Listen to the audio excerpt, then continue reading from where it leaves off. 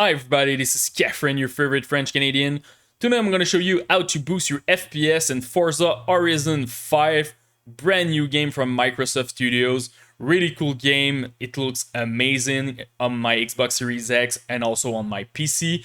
On PC you have a lot of different parameters that you can change to make sure that all the computers can run this game. Not necessarily all. If you have like a Voodoo 3000, probably you can't run that, but still you have a lot of option to run the game. So first of all, we're going to make sure that your Windows is properly set. So first of all, right game mode, make sure that your game mode is at on. It's working well if you're running the game on the Xbox Game Pass or if you bought the game on Steam. So really important to use this one. For the Xbox Game Bar, I really recommend to not use it. Just put this one at off, causing crash, stuttering. Even on if you have the Steam version, I really recommend to not use that. Also, if you have MSI Afterburner, I don't recommend to using it if you're a streamer or YouTuber. I was getting some crash. Also, my game capture was not working properly when I was using it, so don't use that. And for the capture here, background recording, put this one at off and recorded audio at off. Another thing that I recommend is the hardware accelerated GPU scheduling. Right graphic setting in your search. If you have an Nvidia Series 1000 video card or more recent, you will have this option. Put this one at on. After that, restart your computer to make sure it's applied. If you have like a 1050 Ti, 1060, and even the 2060, it helps a little bit with bottlenecks, and you can expect a nice 2 to 5% boost in your FPS. The third thing that I recommend is your driver. Make sure that you update your driver. So Radeon, Nvidia, or even Intel if you're using the integrated GPU. On Radeon, I think the latest driver that they released for Forza, they were saying in 4K you can expect a 20% boost in your FPS if you have like a 6900 XT. And depending on the video card that you have, it will be different. But super important, first of all, for performance and also crashes, bug, and stuff like that. Really important to update. One more thing before going in the game, right energy. Go to your power plan, go to power option.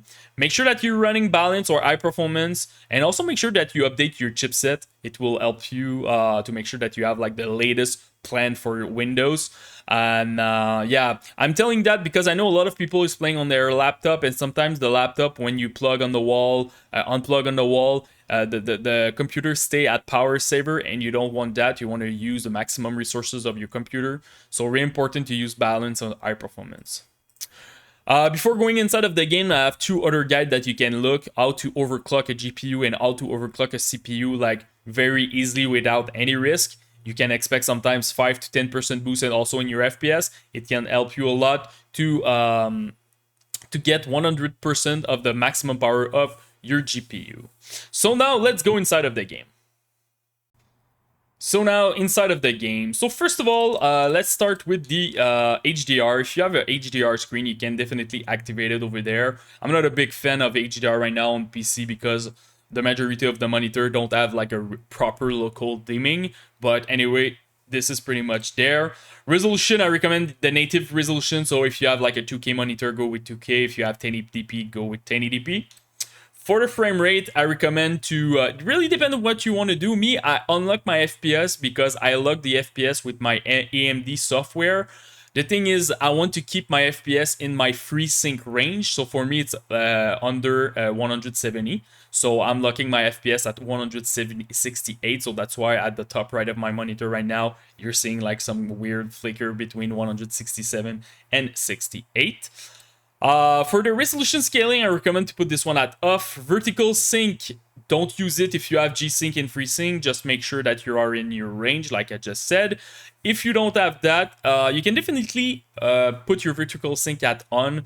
Honestly, you're not playing Valorant or Call of Duty. You don't really care about adding some input lag because of the vertical sync. I prefer that over tearing in my image. So definitely you can put this one at on if you want. Full screen, really important, put this one at on, and borderless, I was losing too much FPS. I got like some stuttering issue also, so really important to put on. Show FPS, I'm using on because I want to see my FPS at top right of my screen and also my GPU usage. You can use software like MSI Afterburner, but for me, it's kind of pain in the ass right now. when I'm trying to capture my image with OBS and MS Afterburner, I'm getting some random crash, and sometimes my game capture doesn't work. So for a streamer and YouTuber over here who's gonna watch my video, it's probably your issue. For motion blur, sorry, put this one at off. I'm not a big fan of motion blur. You don't want like, I really like to have like clarity and visibility in my image, so I don't use that. So this is pretty much it for video. Now let's go to graphic. The first one is the custom, put the preset at custom because we're gonna change a lot of stuff. Anisotropic filtering, honestly, if you have like a decent card, normally it's not an issue. You will not see an improvement if you go medium or low. It's more like depending on your VRAM on your card and stuff. But this one, go with I. If you have like a very old card, go with something like medium. Shadow, this is a very important parameter in this game. If you go extreme to low, you can expect a nice 12 to 15% boost in your FPS. So I really recommend to go with low or high, depending where you are right now in your guide. You can also remove shadow, but your game will look flat, but you're gonna get a lot of FPS. So if you're playing, I don't know, on the 1050 or an integrate GPU, this is some kind of like stuff that you can do. But honestly, I recommend something like between low or high. Night shadow, it's just a switch on or off. If you put night shadow at on, I saw a decrease of 2% in my FPS. So for me, that's why I'm keeping this one at on. For motion blur quality, I'm putting low because I'm not a big fan. But anyway, we disable it, so it should not affect anything. Environment texture quality, this one I was kind of surprised because normally texture doesn't affect my FPS, and in this game it's pretty crazy. When I go extreme to low, I'm getting like 16% boost in my FPS, and at medium I'm getting like some 12 to 13. So I really recommend medium. It's a good spot. You're getting a nice boost in your FPS and you keep a decent image quality. For environment geometry quality, I did some tests. I didn't see a big difference between medium and low, so sorry, this one changed. So that's why I'm going with low. I was getting 2 to 3% boost more than the medium preset, and I didn't see any difference. So yeah, just go with low with this one and it will help you for your FPS. For anti-aliasing, I recommend 2x. If you're playing on a very old computer, go with FXAA, it will help you. And if you don't really care about anti-aliasing, you can also remove it. You're gonna get a nice boost in your FPS. But in this game, you see a lot of aliasing, so I feel like the best bet here is the 2x for MSAA. After that, you have the ambient occlusion. This one you have 3 preset. So you can definitely go at off. You will have a nice 6% boost in your FPS. But again, the game looks a little bit flat, so I kind of like the I preset here. So it really depends, again, where you are in your guide. If you're not struggling anymore with your FPS because you changed the shadow and the environment texture quality, go with I with this one. By the way, I did test the game on my 6900 XT, but also I did some tests on my laptop at Dell XPS with the GTX 1050. So that's why I know also when you have like a low-end computer, what kind of stuff that you can improve your FPS. Reflection quality, this one, I did a couple of tests. Extreme to medium, you're getting a nice like 7 to 8% boost in your FPS, but it's more like you will stabilize your FPS. When you have too much reflection and the quality is too high, you will see some random drop, like 20, 25 FPS drop. And if you're still getting that at medium, go with low or even very low.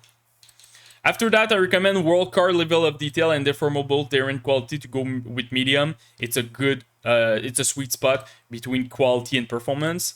SSR quality, I recommend to put this one at off. After that, lens effect, I didn't see a big difference in my FPS, honestly. Ultra was losing 2 to 3%, but I and medium, I didn't see a difference, so you can definitely go with I. Shader quality, this one is a bit tricky. I don't recommend extreme or ultra, huge decrease in your performance. But between I and medium, I saw like a difference of 3%. So again, depend on where you are in your guide. If you're not struggling anymore with FPS because you change other parameter, you can definitely go with I. If not, go with medium. Particle effects quality, this is like the third parameter that will affect more your FPS. Ultra to medium, you can expect a nice 10% boost in your FPS. And if you go with very low, you can even expect a 14% boost. So again, if you're struggling with particle, go with very low for low-end computer. Integrate GPU or like a very entry-level GPU. It will help you a lot. If not, go with medium. The last one is the ray tracing quality. This one is just for Forza Vista, so it's not when you're playing the game itself. So you will not see any improvement when you put this one at off, except in Forza Vista if you're lagging, I don't know, with your 2060. So this is pretty much it. So that's about it for my Forza guide. Guys, if you have any question, just comment in the YouTube section, post me your rig, CPU, GPU, and RAM. I will try to help you the best that I can. And don't forget to subscribe to the channel. Peace.